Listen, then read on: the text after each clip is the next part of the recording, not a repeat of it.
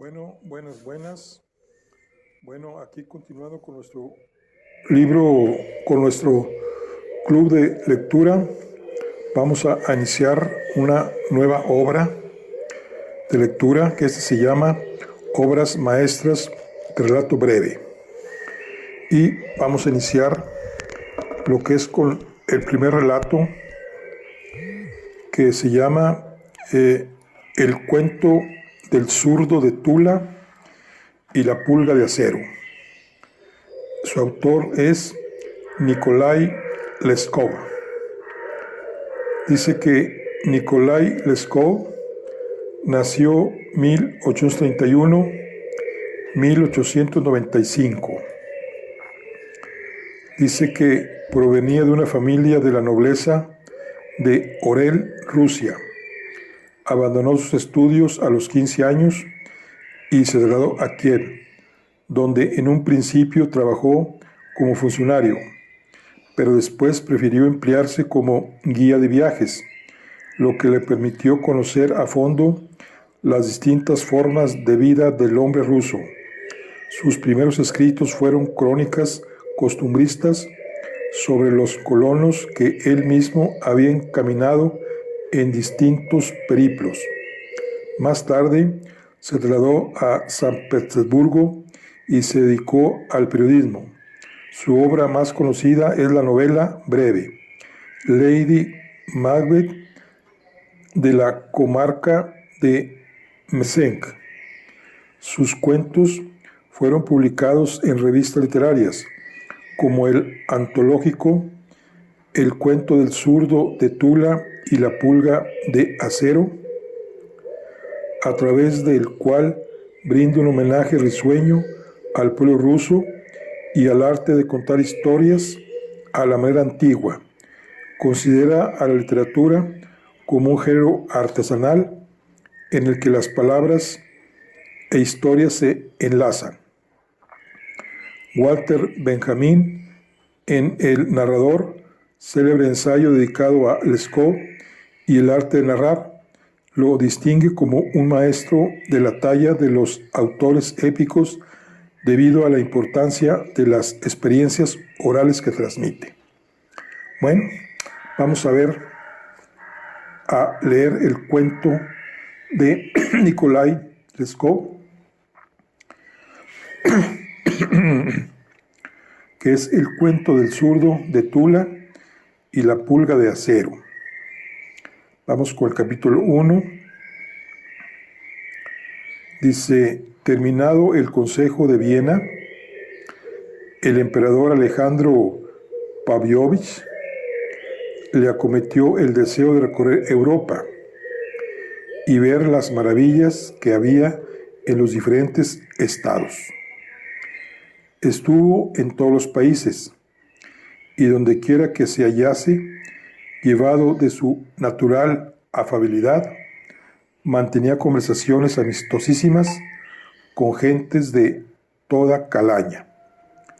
Los naturales trataban siempre de asombrarlo, deseosos de ganarse su favor, pero lo acompañaba el cosaco del Don Plató, a quien hacían poca gracia aquellas cosas, y trataba de convencer al soberano de que debían volver a casa, pues lo dominaba la nostalgia de su hacienda. En cuanto Plató se apercibía de que el zar se interesaba mucho por algo extranjero, aunque todo el séquito callase, no reparaba en nada y con unas u otras razones distraía su atención, asegurándole que en Rusia tenían cosas que no eran peores. Los ingleses, conocedores de estas circunstancias, idearon toda suerte de ardides con motivo de la visita del zar para cautivarlo con sus originalidades y apartarlo de los rusos, lo que lograban en muchos casos y sobre todo en las grandes fiestas, ya que Platón no podía expresarse bien en francés. Debo decirles que el hecho de no conocer el francés no preocupaba gran cosa al buen Atman, pues el hombre era casado y pensaba que las conversaciones en francés eran necedades que no merecían atención. Y cuando los ingleses empezaron a llevar al soberano a sus talleres, armerías y fábricas de jabón para hacerle ver que tenían ventajas sobre nosotros en todas las cosas y así presumir, Platón se dijo: San se acabó. Hasta ahora he aguantado, pero ya está bien. Sepa o no sepa hablar el francés, no dejaré que se rían de mi gente. Apenas terminada de tomar esta terminación, el zar le dice: bueno, Platón, mañana iremos a visitar uno de los museos de armas que tienen por aquí. Hay en él, dicen, tales maravillas que en cuanto las veas, te convencerás de que nosotros, los rusos, con nuestra importancia, no valemos ni para tacos de escopeta. Platón no respondió ni pío al soberano. Escondió su nariz de alcachofa en la peluda burka y en cuanto llegó a la casa, ordenó a su asistente que le trajera de la bodega una botella de vodka del Cáucaso, de esa que llaman Kislarka.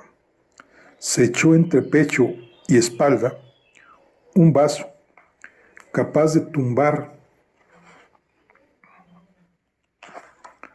a un toro,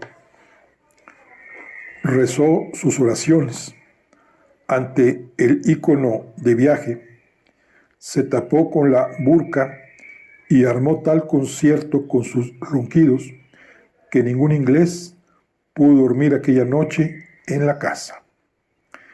El atamán pensaba que las almohadas serían buenas consejeras. Capítulo 2. Al día siguiente, el zar y Platón fueron de visita a un palacio de curiosidades. El soberano no llevó con él a ningún otro ruso, pues el carruaje de que disponía era solo de 2 asientos. Llegaron a un edificio, alto como una montaña. El portal era una verdadera maravilla. Los corredores eran más largos que un día sin pan, y las habitaciones a cual más bonita. Por fin entraron en la sala principal, donde vieron varios bustos muy grandotes, y en el centro, bajo un baldaquino, el Apolo de Bebeleche. El zar miraba de cuanto en cuanto a Platón para ver si se asombraba y qué atraía su atención, pero el buen atamán lo seguía con los ojos bajos, como si estuviera ciego, atusándose los bigotes. Los ingleses empezaron enseguida a enseñarles 1000 cosas raras y a explicarles lo que habían inventado para la guerra: barcómetros marinos, capotes, gamelludos para la infantería, impermeables empleados para la caballería. El zar se entusiasmaba por todo, y todo le parecía muy bien, pero Platón se mantenía en sus 13, diciendo que todo aquello no era cosa del otro mundo. El zar le dice: ¿cómo puedes ser tan insensible? ¿Acaso no te asombras nada de lo que ves aquí? Y Platón le responde: lo único que me asombra es que mis bravos del Don combatieran sin todo eso y pusieran en fuga a toda aquella peste que hablaba en 12 lenguas. El zar le dice: «Tú estás mal de la cabeza, amigo». Platón replica: «No sé a qué vienen esas palabras, pero no me atrevo a discutir y debo poner punto en boca». Los ingleses, al notar este pequeño altercado, llevaron al zar hasta la estatua del Apolo de Bebeleche y tomaron de una de las manos de éste el fusil de Mortimer y de la otra una pistola. «Fíjese», le dicen, «cuál es nuestra producción», y le tienen el fusil. El zar examinó sin gran entusiasmo el fusil de Mortimer, pues en Charcoe Celo tenía varios como aquel. Entonces los ingleses ponen en sus manos la pistola y le dicen: «Esta pistola es de una maestría sin par, inimitable. Uno de nuestros almirantes se la arrancó del cinto a un capitán pirata en Candelabria». El zar miró la pistola y no podía apartar de ella sus ojos. De su boca salían en rosario las exclamaciones: «¡Oh, oh, oh! ¡Qué maravilla! ¿Cómo habrán podido hacer esto con tanta finura?». Y volviéndose hacia Platón, le dijo en ruso: «Mira, si yo tuviera en Rusia un solo maestro armero como el que hizo esta pistola, me sentiría feliz y orgulloso, y a ese maestro lo haría noble sin más ceremonias». Al oír tales razones, Platón hundió su mano derecha en sus anchurosas bombachos y sacó de ahí un destornillador. Los ingleses dicen: «Esta pistola no se puede desmontar». Pero el buenazo del atamán no les hizo caso y continuó: «Hurga que te hurga». Dio una vuelta, dio otra y sacó el cerrojo. Platón mostró el perrillo al zar, que vio ahí una inscripción en ruso: «Iván Mospin, ciudad de Tula». Los ingleses, asombrados, se daban de codazos. «¡Oh, Dios mío! ¿Cómo hemos metido la pata?». Y el zar dijo tristemente a Platón: «¿Para qué los has puesto en ridículo? Me dan mucha pena. Vámonos». Tomó un asiento en su carruaje de 2 plazas y se marcharon. Aquel mismo día, el soberano asistió a un baile y Platón, después de secar un vaso de vodka mayor que el de la víspera, se acostó. Estaba alegre por haber dejado en mal lugar a los ingleses y en buen lugar al maestro de Tula, pero al mismo tiempo sentía rabia. ¿Por qué el zar se había compadecido en tal ocasión de los ingleses? ¿Por qué se habrá amargado el zar?, pensaba Platón. Platón no acierto a comprenderlo, y rumiando esos pensamientos, se levantó unas 2 veces para santiguarse y remojar el trasnate con vodka, hasta que, borracho como una cuba, se rindió al fuerte sueño cosaco. Los ingleses tampoco dormían, pues también tenían con qué calentarse la cabeza. Mientras el zar se divertía en el baile, le preparaban tal sorpresa que hasta Platón habría de quedar con la boca abierta. Estamos con el cuento del zurdo de Tula y la pulga de acero. Continuamos con el capítulo número 3. A la mañana siguiente, cuando Platón se presentó al zar para darle los buenos días, Alejandro Pavlovich le dice: dispón que enganchen ahora mismo el carruaje de 2 plazas. Iremos a visitar nuevos palacios. Platón se atrevió a insinuar que ya habían visto bastante productos ultramarinos y que sería mejor prepararse para volver a casa, a Rusia. Pero el zar le dijo: no, deseo ver más cosas nuevas. Me han alabado su azúcar de primera calidad. Partieron. Los ingleses mostraban y mostraban al zar diferentes clases de azúcar, y Platón, que los miraba muy atentos, dijo de pronto: muéstrenos sus fábricas de azúcar Molvo. Los ingleses no sabían lo que era Molvo. Cuchillaban, se hacían guiños, se decían unos a otros: Molvo, Molvo, pero no podían comprender que era una clase de azúcar que se hacía en Rusia, y se vieron obligados a confesar que no tenían Molvo. Platón dice: vaya, entonces no se alaben, vengan a visitarnos y nosotros los hartaremos de té con verdadero Molvo de la fábrica de Volbrinsky. Entonces el zar tomó de la manga al atamán y le dijo en voz baja: haz el favor de no echar a perder mi política.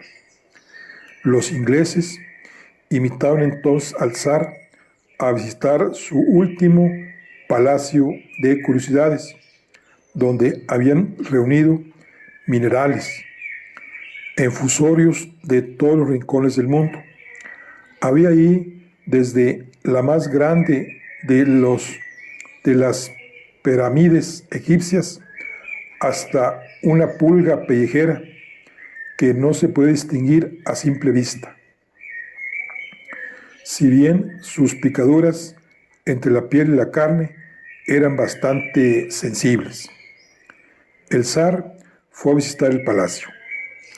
Examinaron las pirámides y toda clase de monstruos, y estaban ya por salir de ahí. Platón pensaba: gracias a Dios, todo ha terminado felizmente. El zar no se ha asombrado de nada.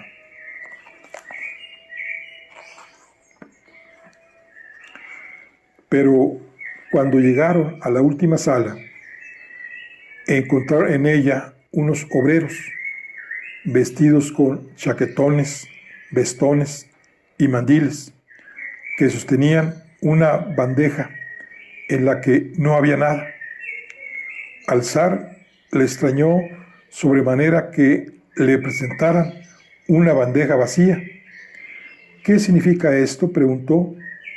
Los maestros ingleses le respondieron: es nuestro modesto ofrecimiento a vuestra majestad.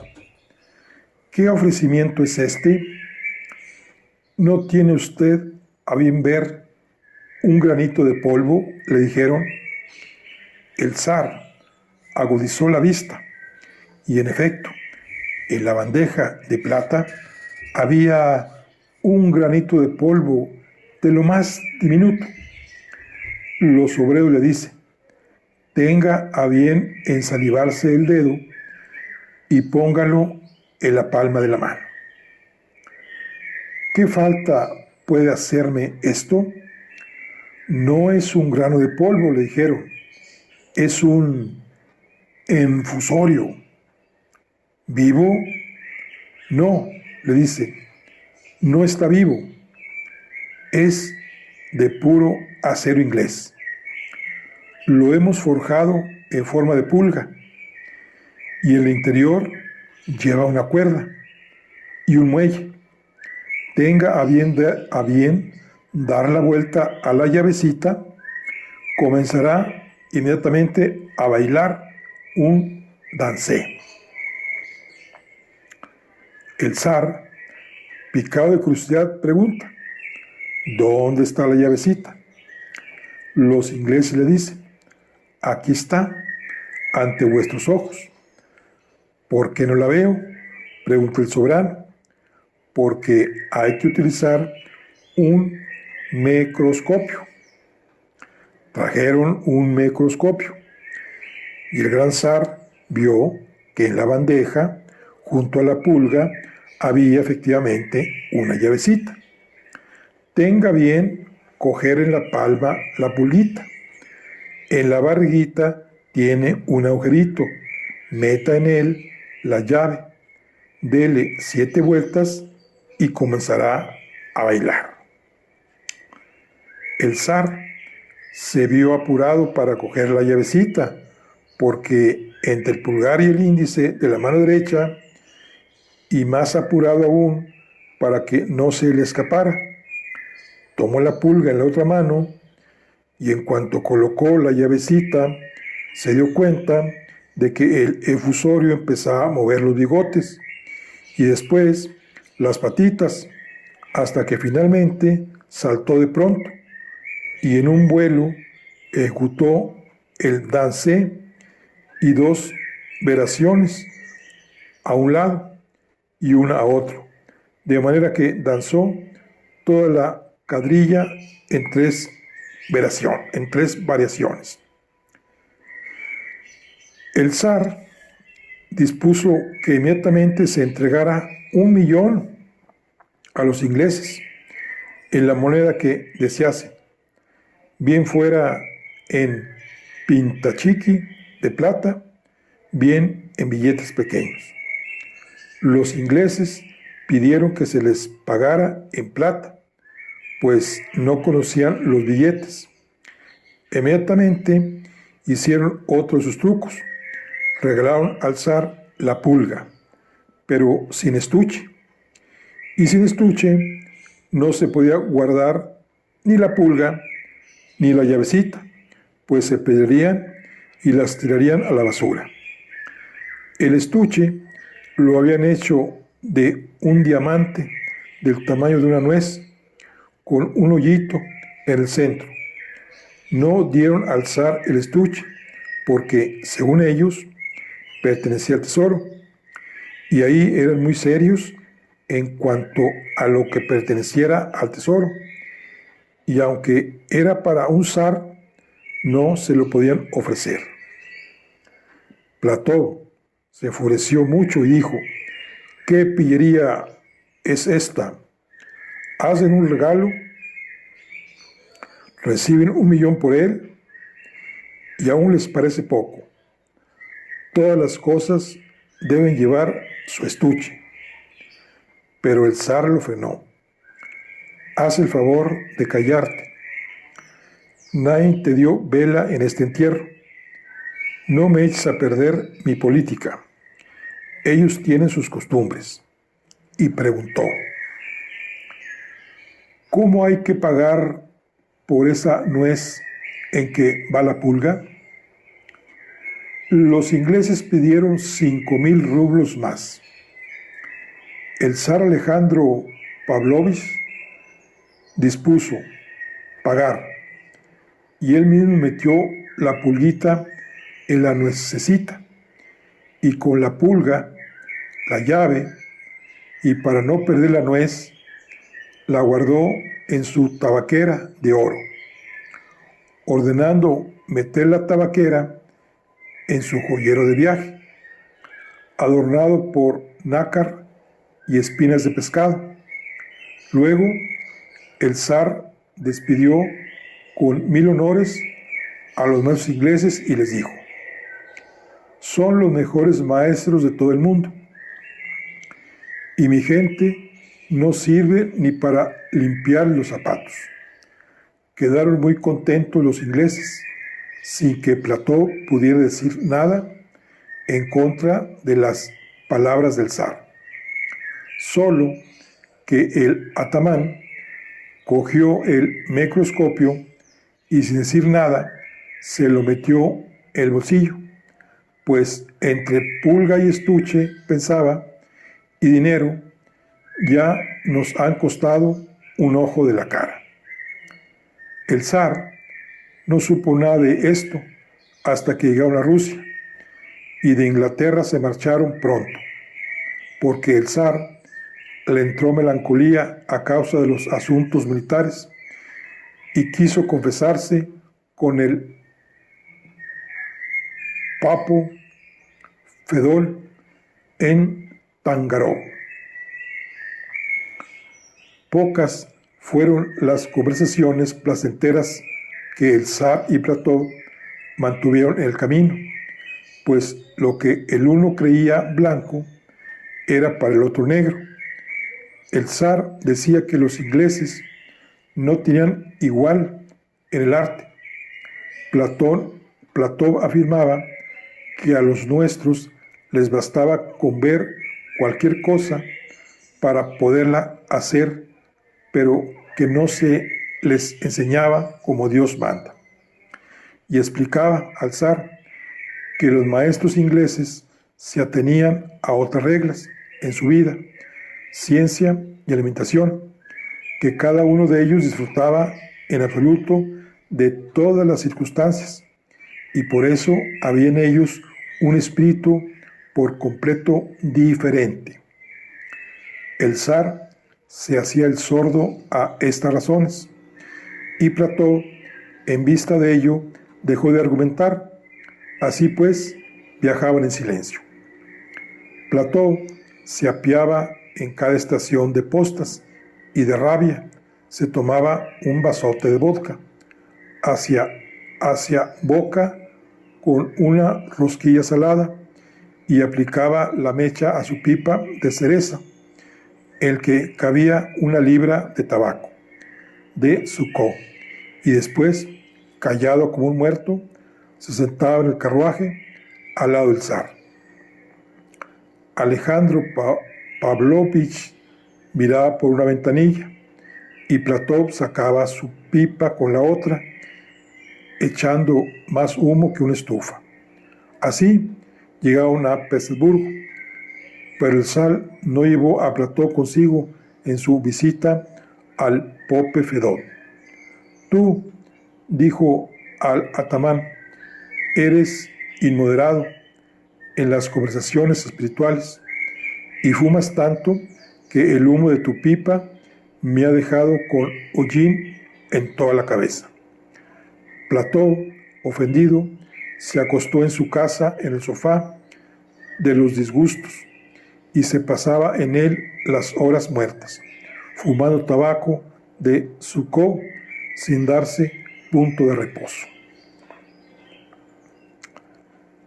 Estamos con el cuento de El zurdo de Tula y la pulga de acero. Vamos con el capítulo número 4. Alejandro Pavlovich guardó la asombrosa pulga de acero inglés, pavoneado en el joyero, adornado de espinas, hasta que, sintiéndose morir, la entregó al Pope Fedot para que la pusiera en manos de la zarina, cuando la pena de ésta amenguara. La emperatriz Elisabetta Alexeyevna vio las veraciones de la pulga y se sonrió, pues no quiso divertirse con ella. Ahora que soy viuda, dijo, ningún entretenimiento me seduce, y al regresar a Petersburgo entregó aquella maravilla y todas las demás joyas como herencia al nuevo emperador. Al principio, el emperador Nicolás Pavlovich tampoco prestó la menor atención a la pulga, porque con motivo de su coronación tuvieron lugar ciertos disturbios, pero más tarde se puso en una ocasión a examinar el joyero que había heredado de su hermano y sacó de él la tabaquera y de la tabaquera la nuez hecha de un brillante, en la que encontró la pulga de acero, a la que hacía mucho que no habían dado cuerda y que por eso no bailaba. Estaba muy quietecita, como si estuviera aterida.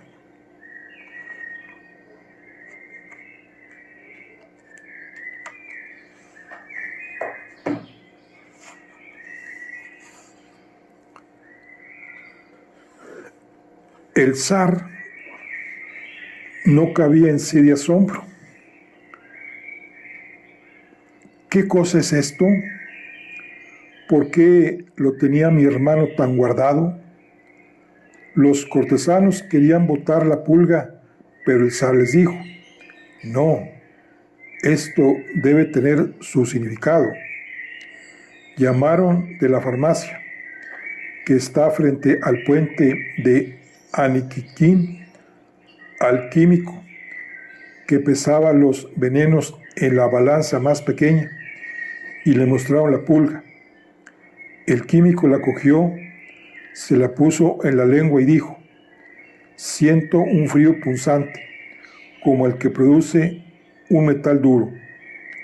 Después la apretó ligeramente entre los dientes y declaró: como ustedes quieran, pero esto no es una pulga de verdad, sino un efusorio, y está hecho de metal. Y esta obra no es nuestra, no es rusa.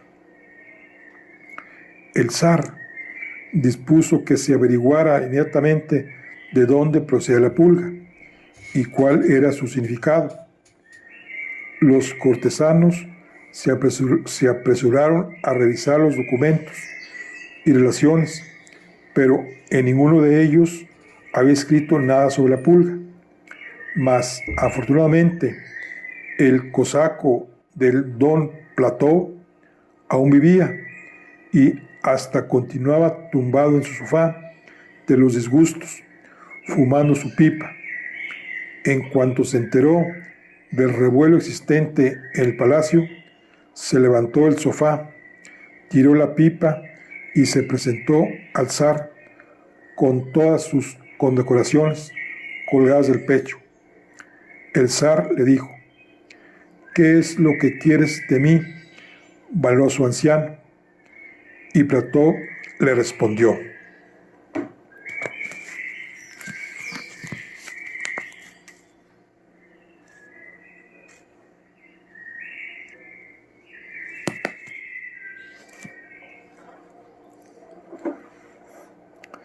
yo, majestad, nada quiero para mí, pues bebo y como lo que el cuerpo me pide, y de todo estoy contento, dijo.